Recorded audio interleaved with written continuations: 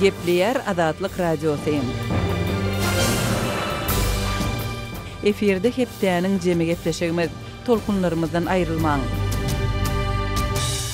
Daşary ýurtlarda ýaşaýan we türkmen hökümetini tanqid edenligi üçin basyşlara duçar bolan türkmen aktivistleriniň ykbalynda şu hepde oňyň özgörüşlikler peýda boldy. Adam hukuklaryny goraýjy halkara guramalarynyň bilelikde alyp baran işleriniň netijesinde 2 marta Moskwa baryp aeroportda galan Rozgeldi çöli we ortatda wagtlaýyn başpena berildi. Şeride Elistada piket geçirenligi sebäpli suwda çekilen mälik berdi Allahamradow. Aklandy suwd studentiň hereketinde kanuna ters gelýän ýagdaýlary tapmady. Bu arada Memorial Merkezi 11 martda giýişlik habar berdi.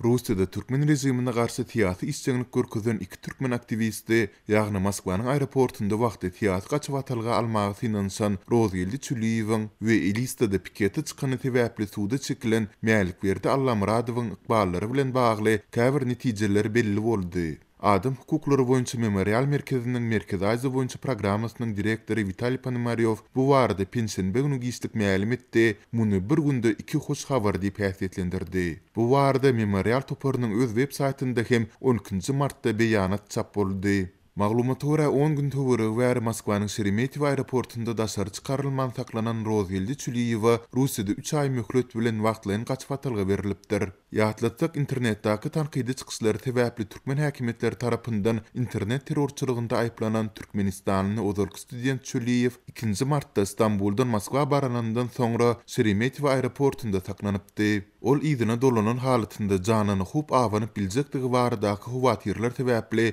Russiýanyň bozgunlar baradaky kanunyna laýyklykda gaçyp atylga almak barada ýüz tutupdy. Emma Rus resmiýetleri ilk wady Çuliýewiň ardasyny kabul etmän, ony ýurtdan deportasiýa etmek bilen haýwadatypdylar. Vitaliy Ponomaryov Çuliýewiň işini alyp baran memorialyň aklawçysy Roza Magomedowanyň 11 martdaky beren maglumatyna salgylanyp, Russiýanyň Içeri işler ministrliginiň migrasiýa gullugynyň resmiýetleriniň türkmen aktivistleriniň gaçyp atylgy baradaky ardasyny kabul edendiklerini ma'lum etdi. Munun ýa-da adam hukuklary boýunça Türkmen Helsinki fondunyň başlygy Täjigül Begmedowa Çuliýewa 3 ay möhlet bilen wagtlaýyn gaçyp atylga berilendigini, bu döwrüň içinde onuň işine garaljakdygyny ma'lum etdi. Bu maglumaty aklawçy Magomedowa hem tasdiq etdi. Ponomaryov Çuliýewiň ykbaly bilen baglylykda adam hukuklaryny goraýjy toparlarynyň Russiýanyň serhet gullugyna 8 martdaky ugradan hatynyň ertesi güni türkmen aktivistleriniň işinde ilerlemelerin başlanandygyny belleýär. 7 martda Rozgeldi Çuliýewiň özü hem Rus prezidenti Vladimir Putin'den kömek sorap video ýüzlenme bilen çykyş edipdi. Çuliýew çarşamba gününe çelini onu Russiýadan Türkiýe deportasiýa etmek barada haýwatlaryň dowam ettirilendigini aýdýar. 9 martda serhet gullugynyň ofiseri Çuliýewa ýüzlenip Türkmenistanyň Moskwadaky konsulxanasynyň onuň telefon belgisini soraýandygyny aýdypdyr. Emma Çuliýew türkmen diplomaty bilen gepleşmekden ýüze burupdyr. Maglumaty görä Türkmenistanda hem resmiýetlerin Çuliýewiň maşgalaty wagtyndaky çemeleşişi üýtgäpdir. Resmiýetler ozalky haýwatlarynyň deregine indispaçylyk bilen onuň ýygyna Türkmenistana gelmegini ündäp başlapdyrlar. Emma adam hukuklaryny goraýjy Ponomaryov bu paýçylygyň näme derejede ak ýüreklilik bilen edilýändigini soraga alýar. 11 mart günü ýerden Aeroflotun işgäri Çuliýewa Türkmen konsulxanasynyň wekiliniň oňa buterbrotlar we şirili suw bolan 2 paket iwerendigini aýdypdyr. Ponomaryov Türkmen wekilleriniň 9 günnäp dowam eden hereketliginden soň häzirki amallarynyň täsir görünýändigini belleýär. Bu aralykda Russiýadaky beýlik türkmen aktivisti ýagny Galmagystanyň Döwlet Uniwersitetiniň filologiýa bölüminiň 3-nji ýyl studenti Mälikberdi Allahamradowyň işi bilen bagly hem suwdyň hükmi çykdy. Allahamradow 18 fevralda Respublikanyň paýtagty Elistanyň merkezinde türkmen häkimetlerine garşy 2 adımlyk pikete çykypdy. Ol soňu bilen polisiýa tarapyndan saklandy. Oňa administrativ düzün bozmalary sebäpli duşsyk, ýygnak, demonstrasiýa, ýürüýüş ýa-da piket gurmak ýa-da geçirmek üçin bellenýän tertip düzünleriň köpçülikliň çäräni gurnoýjy tarapyndan bozulmagy esasynda aýplama bildirildi. Sol pursat suwdyň oňa Türkmenistany deportasiýa etmek barada höküm çykaryp biljekdigi barada hem howatyrlar bardy. Vitaliy Ponomaryov Russiýada soňky emele gelen ýagdaýlaryň arasynda suwdyň pikete çykmak işi bilen baglylykda oňaýly netije çykaryp biljekdigi barada umytlariň az bolandygyna garamazdan türkmen studentiniň aklanandygyny ma'lum etdi. Panomarev 11-nji mart günü giýişlik Allamradowyň işini alyp barýan aklawçy Çary Kuliýewiň oňa jaň edip suwdyň studentiň hereketinde kanuny ters gelýän ýagdaýlary tapmandygy baradaky habary ýetirendigini aýtdy. Galybertede adam hukuklaryny goraýjy guramalar Türkmen Helsinki fondu we Memorial merkezi ozalky beýanatlarynyň birinde Russiýada ýaşaýan türkmenleriň beýleki daşary ýurtlardaky ildestlerinden tapawutlykda soňky wagtda çelini Türkmen opozisiýa hereketine açyk duýgudaşlyk bildirmän gelendiklerini belläp geçipdiler. Mundan öň 2020-nji ýylyň güýzünde Moskwanyň durly künjeklerinde Türkmen prezidenti Gurbanuly Berdimuhammedowa garşy tanqidi listowkalar asylyp çykypdy. Adatlyk radiosu Instagramda. Türkmenistan maradaky iň soňky we täze maglumatlary indi Adatlyk radiosynyň Instagramdaky sahypasyndan hem ýydarlap bilersiňiz. Adatlyk radiosyny Instagram sosial ulgamynda gözleg bölümine Adatlyk radiosu ýazyp tapyp bilersiňiz. Bize goşulyň.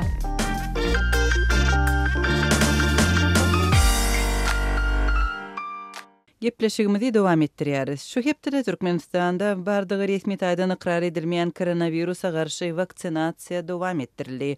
Dünýäde 119 milliondan gowrak adamyň kesellemegine we 2 milyon 600 miňden gowrak adamyň ölümine sebäp bolan bu howply keseliň öňüni almak üçin sanjym etdirmek nowbaty Türkmenistanyň welaýatlaryna hem ýetdi. Emalibapda we daşuguzda paýtagtdan tapawutlykda Hytaý vaksinasynyň edilýänligi habar berilýär. Paytaxtdan soň Türkmenistanyň welaýatlarynda koronawirusa garşy vaksina edilip başlandy. Adatlyk radiosynyň Libapdaky habarçylary ýurdun gündogor sebitindäki hastahanalarda lokmançylyk işgärlerine vaksina edilip başlandygyny habar berýärler. Garaşsyz habar serişdeleri daşuguzda muallimleriň koronawirusa garşy vaksina almagy taýýarlanýandygyny aýdýarlar. Adatlyk habarçylarynyň sözlerine görä, Türkmenawatda şäher hastahanalarda saglyk işgärleri vaksinany 10-njy martda alyp başladylar. Köpügürli klinikanyň ýokunç keseller hastahananyň şäher hastahanasynyň we tiz kömek gullugynyň işgärlerine tanjym edilýär. Poliklinika işgärleriniň arasynda vaksina entek başlanmandyr. Tanjymdan öň medisina işgärleriniň saglyk barlyklary geçirilýär. Olaryň gan basyşy, temperaturasy we gany barlanýar. Tanjymyň ilkinji dozasy edilip, ikincisi 21 günden ediler. Vaksina alanlara şahadatnama berilir diýip habarçylarymyz aýdýarlar. Ýatlasak, Liwap vilayetinde vaksinasiýa üçin töwekkülçilik toporunyň sanawlary ýanwar aýynda düzülipdi we oňa saglyk işgärleri hem mugallimler girdilipdi. Türkmenawatdaky habarçylarymyzyň yerli saglygy saklaýaş edaralaryndaky şeşmelere talgylanyp aýtmagyna görä, COVID-19-a garşy vaksinasiýa üçin bu ýerde Hytaýda öndürilen vaksina ulanylýar. Adatlyk radiosu Türkmenistanyň saglygy saklaýaş ministrliginden resmi taýdan maglumat almagy inanýar. Şu wagt Aşgabatdaky habarçymyz Hytaý vaksinasynyň paýtagtda hem ulanylýanlygyny, hususan da travmatologiýa keselhanasynda lokmanlara Hytaý vaksinasynyň edilenligini habar berdi. 6-njy martda Hytaý telewizionyasy koronawirusa garşy Hytaý vaksinasynyň birinji toporunyň Türkmenistana iýerilenligini habar berdi. Türkmen medeniýeti Hytaýdan koronawirusa garşy sanjymlaryň ýurda getirilenligi barada habar bermedi. Ýanwar aýynda Türkmenistan bir wada 2 sany rus vaksinasyny hasap aldy we bütün dünýä saglyk guramasy tarapyndan maslahat berilýän daşary ýurt vaksinalaryny hem dermanlaryny öwrenmek hem hasap almak planlaryny eglan edipdi. Adatlyň habarçylaryna we çeşmelerine görä häzirki wagtda rus vaksinalary Liwap vilayetinde ulanylmaýar. Bu aralykda Türkmen News garaşsyz neşri Türkmenistanyň vilayetlerinde mugallimlere COVID-19-a garşy vaksinany etmäge taýýarlygyny görülýänligini habar berdi. Daşoğuz vilayetinde mugallimlere 15-nji martda aýyň ahirine çenli vaksina ediler diýip neşir bu döwrüň okuwçylaryň 21-nji martdan 1-nji aprele çeni dowam edýän bahar diň jalyşyna gawat gelýänligini belleýär. Şeýle-de Türkmen News mugallimlere sanjym etmek üçin Hytaý vaksinasynyň ulanyljakdygyny habar berýär. Türkmenistanda vaksinasiýa fevral aýynda paýtagtdan başlanypdy. Ilkinji nowatda medisina işgärlerine, polisiýa işgärlerine, kanun goraýjy edaralarynın işgärlerine, jemgyýetçilik transportynyň ulaq sürüjülerine we köp sanly adam bilen aragatnaşyk saklayan döwlet işgärlerine vaksina edildi. Ýurt häkimetleri we döwlet habar beriş serişdeleri vaksinasiýanyň gidişi barada habar bermedi. 10-njy martda Türkmenistanyň Kronikasy neşri Türkmenistanyň Gorulmak ministrliginiň harby lokmançylyk gullugyna salgylanyp, harbiýlaryň 3%-na koronawirusa garşy vaksina edilenligini habar berdi. Neşriň habaryna görä, goşunyň harby ýolbaşçylary, ministrligiň işgärleri, paýtagtda we onuň töwereginde ýerleşýän harby bölümleriň ofitserleri vaksina alypdyr. Eskerlere vaksina entek edilmändir.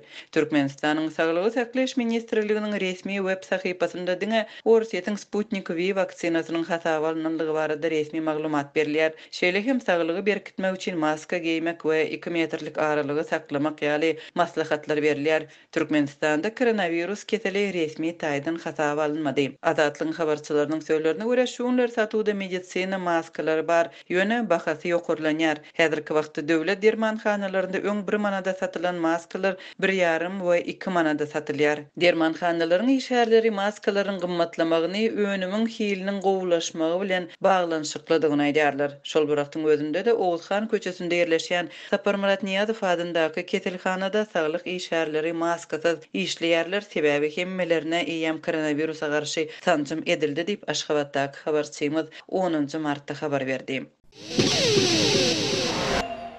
Hepdäniň jemi gepleşigimizi dowam etdirýäris. Türkmenistanyň Köpügürli hastahanasynda şu hepde ýeni bir ýagdaý ýüze çykdy. Yerli çeşmelerimiz baş lukmanyň öz janyny kast etmäge synanşanlygyny habar berdi. Azatlyk radiosynyň habarçylarynyň hem çeşmeleriniň maglumaty esasyndaky habary kärdeşim Merdan Sariýewden diňläli. Türkmenabadda Lewap vilayatynyň Köpügürli hastahanasynyň baş lukmany öz janyny kast etmek synanşygyndan soňra häzir kesilhanada agyr ýagdaýda bolmagynda galýar. Azatlyk radiosynyň bu ýagdaýlardan habarly çeşmesi mundan öň kesilhanada prokuraturynyň barlyga geçirendigini we baş lukmanyň iltisiginiň hem bolmagynyň mümkindigi aýdylýan jenaýetleri ýüze çykarandygyny aýdýar. Bu ağırlykda yerli resmiler hadise barada habaryň ýaýramagynyň öňüni almagy synanşýarlar. Ilki bilen Azatlyk radiosynyň 45 ýaşly baş lukmanyň doly at familiýasy onuň iltisiginiň bolmagynyň mümkindigi aýdylýan jenaýetiň jikmejikleri ma'lum bolsa-da, makalada lukmanyň inisiallarynyň ulanyljakdygyny, şeýle-de prokuraturadan resmi kommentariýa almak başartmandygy sebäpli derňe wiýişiniň detallarynyň ma'lum edilmejekdigini belleýär. 10 martdan 11-ne geçilen giýje takminan sagat 00:15 töwere baş lukman EM öz jaýynyň ýerdimininde özüni asmak synanşygyndan soňra agyr ýagdaýda Türkmenabaddaky Köpügürli hastahananyň reanimasiýa bölümine eltilýär. Bu ýagdaýlaryň jikmejikleri bilen tanış çeşmämiz baş lukmanyň häzir ýagdaýynyň agyrdygyny, şeýle-de yerli häkimetler habaryny tyzyp çykmagynyň öňüni almak maksady bilen lukmanlar bu barada dil ýarmazlygy tapşyrandyklaryny aýdýar.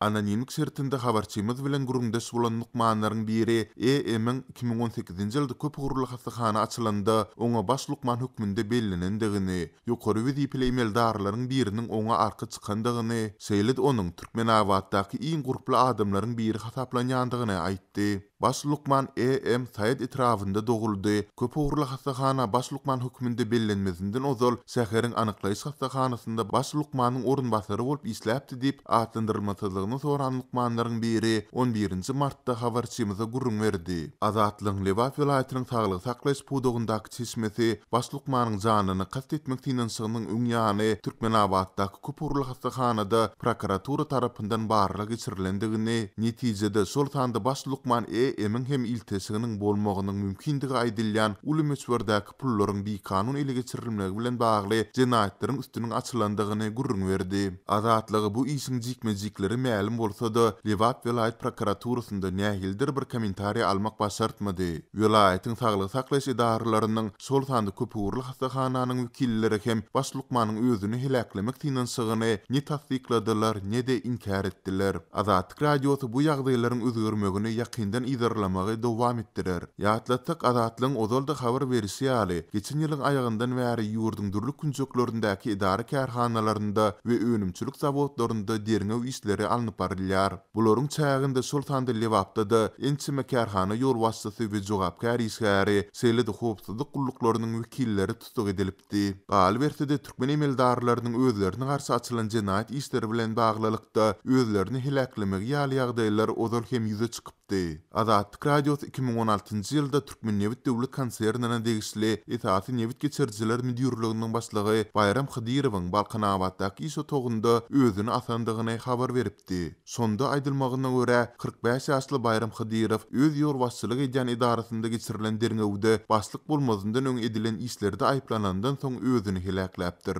Türkmen hökümeti bu habara hiç hili reaksiýa bildirmändi.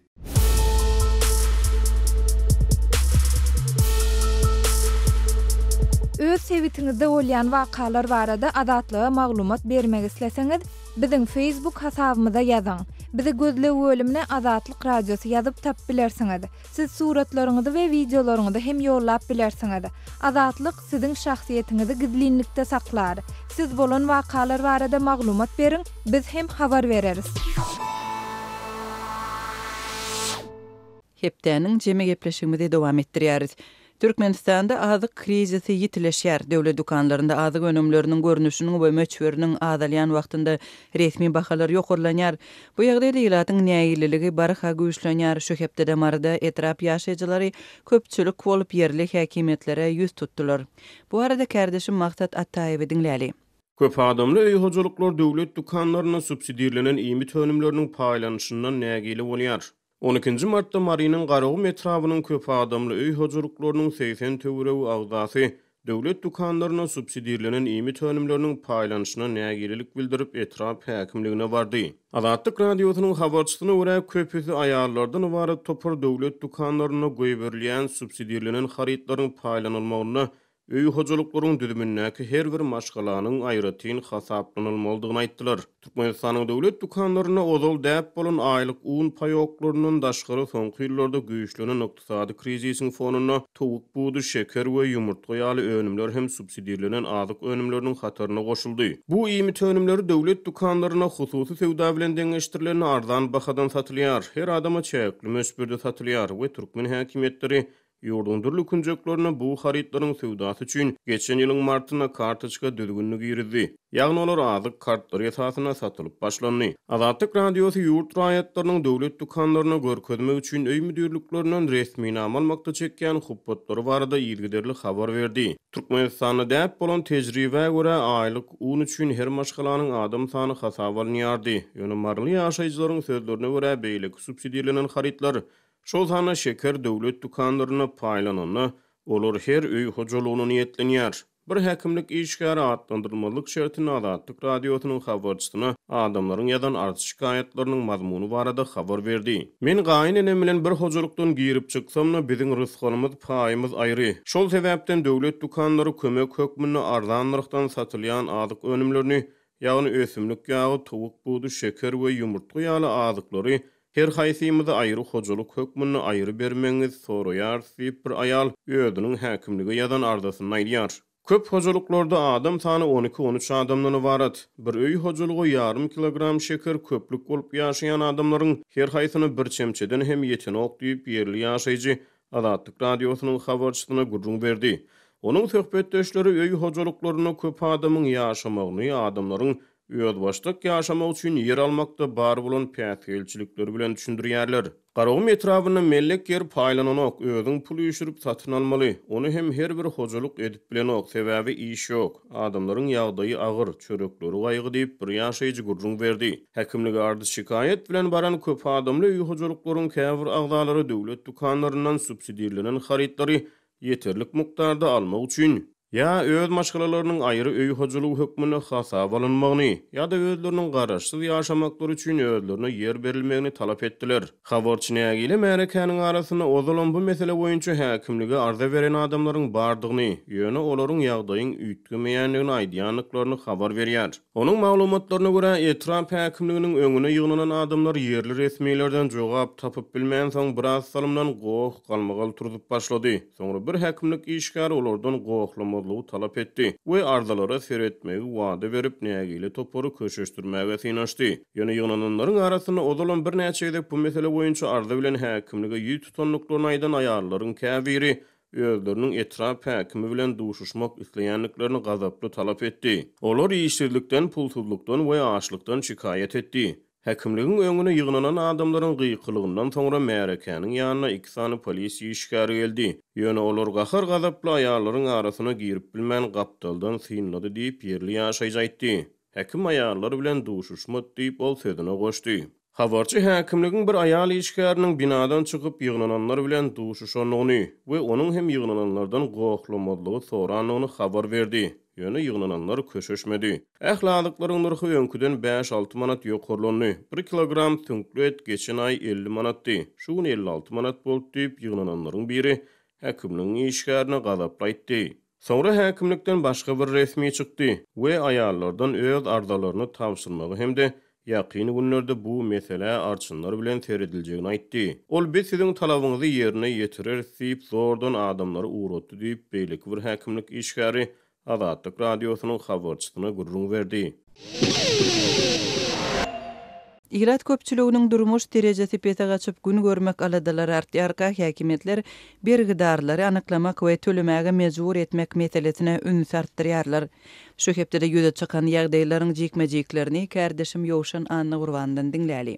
Azatlygyň sebitlerdäki habarçylary häkimetleriň ilaty görkezýän tölew wasyşlarynyň barha köpelýänligini habar berýärler. Bu habar Türkmen hökümetiniň ýene bir gedek ykdysady meseleleri maslahatlaşyp milliardlarça dollar daşary ýurt kararlaryny gurulan kärhanalaryň we desgalaryň dol kuwwatyny işlemeýänligini, bergileri üzmek möhletini ýa-da süýşürmek aradalaryny tasdiklan wagtyna gawat geldi. Lewap vilayetiniň Fara etrawyna şu günler ýaşaýjylaryň öýlerine aýlanyp adamlaryň beýkanun çekilen liniýalar arkaly elektrik toguny, tebigy gazy ulanyp ulanmaýanlygyny barlaýarlar we mart aýy üçin öňünden tebigy gaz, elektrik төлewleriniň tölenmegini talap edýärler diýip Lewapda habarçymyz habar berdi. Talap edilýän gaz, tog төлewlerini töläp bilmeýän ýaşaýjylaryň gazydy, togu hem kesilýär. Gazy we togu kesilen maşgallarda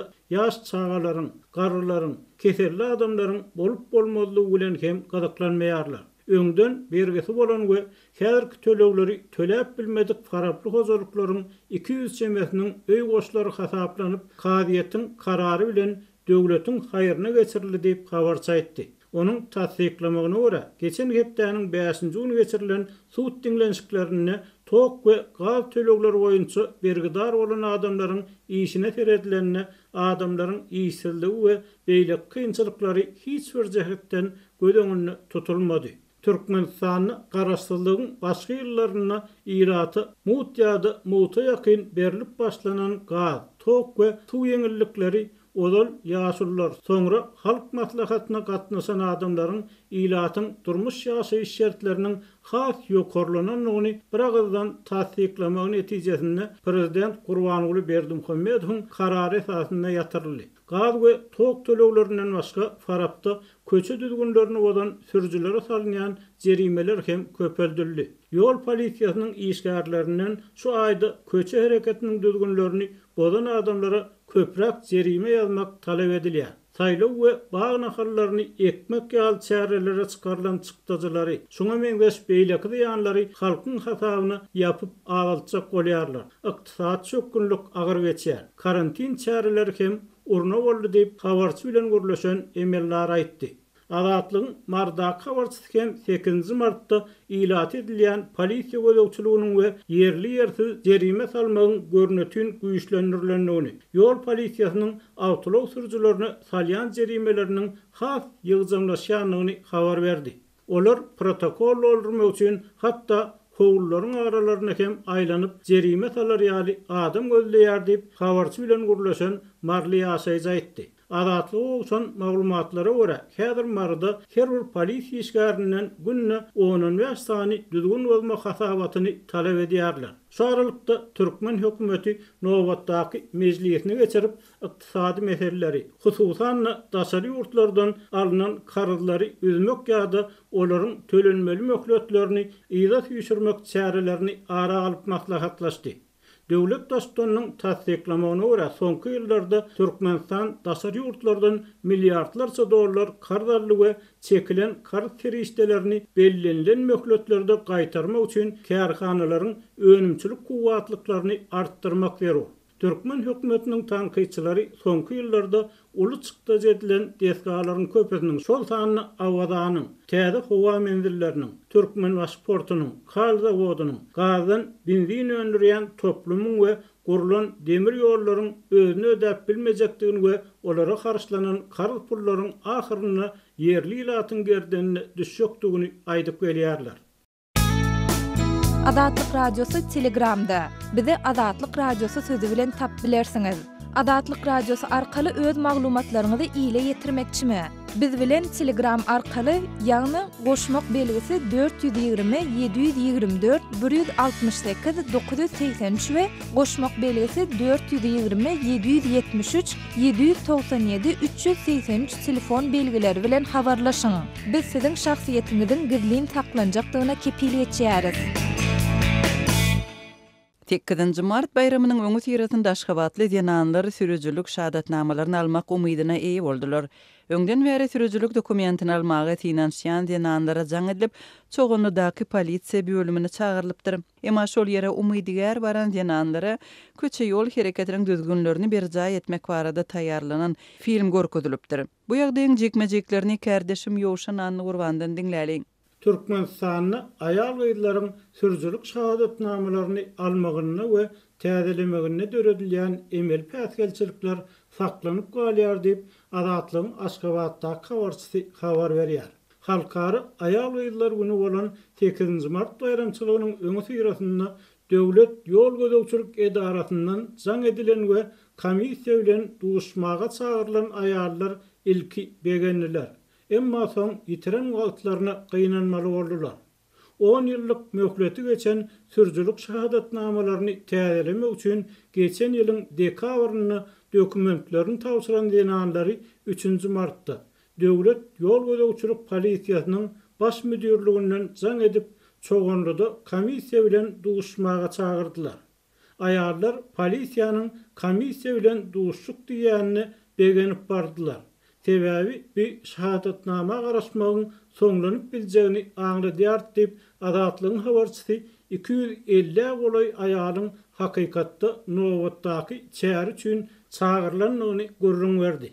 Yerli synçylar Gurbanyly Berdimuhammedow prezident bolaly ilat üçin artykma sur işe urulan dawraly çärileriň pandemiýa sebäpli biraz böwşeňländigini, emma garaşsyzlyk gaýramyna we Aşgabatyň 140 ýyllygyna görülýän taýýarlyklaryň öňde duran ul dawralardan habar berýändigini aýdýarlar. 45-50 ýaş aralygyndaky aýallary çoğunluda köçe ýol hereketiniň düzgünlerini berjaý etmek barada taýýarlanan film görkezdiler. Şeýle-de bu çäre dürli güýç guruluşlarynyň we denanlar örleşiginiň wekilleri çağıryldy. Telekameralarda ýazgy edilen çärede aýallary köçe ýol hereketiniň düzgünlerini berjaý etmekleri urlugy barada dillen hem düşündürüş berdiler we olaryň ählisiniň ir ýa-da geç sürüjülük şahadatnamasyny aljakdygyny aýtdylar. Tolgunmak gerek däl. Size gelmeli wagtyny jaň ederler diýip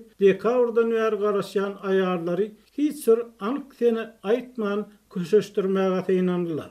Bu çare 2 saat döwregi dowam etdi. Üstüne ýol hem esli wagt aldy diýip çare gatnaşan aýallaryň biri aýtdy. Aýallar bir derek wagt ýitirdi. Görnüşinden ýene 2 saýlap jaň edilmegine garaşmaly boljak. Dokumentleri 1 dekabrda kabul edip başladylar. Şondan bäri garaşyp otyrynyp Azatlygyň 2-nji söhbetde aýtdy. Aýdylmagyna görä sürüjülük şahadatnamalaryny ilkinji nowatda ilçihanalaryň işgärleri we degerli ýerlerde tanyşlary, arkalary bolan aýallar aldy. Fevral aýyna 60 ýaşdan geçen we maşgalasyna ýarawsy agdasy bolan aýallar hem sürüjülük şahadatnamasyny aldy. Ýöne esas köpçülik üçin sürüjülük şahadatnamasyny bermek we täzelemek işleri süýrenjeňlige salynýar diýip habarçy aýtdy. Azatlygyň habarçylary Türkmenistanly denanlaryň täze sürüjülük şahadatnamalaryny almagyna we köne möhletde olan şahadatnamalaryny täzelemegine görýän görgüleri barada eýgizlerli habar berýär. Bu görgüler geçen ýylyň dekabryna bolanok diýen bir söz bilen köpçüliklerin kabul edilmeýän dokumentler kabul edilip başlananyna soňlanar öýdüldi. Hormatly radio dinleýijiler, şunuň bilen hepdäniň jeme gepleşigimiziň nowatdaky sanyny geçirip gutarýarys. Ýene-de eferde duşuşýançak hoş sag bolun. Hoş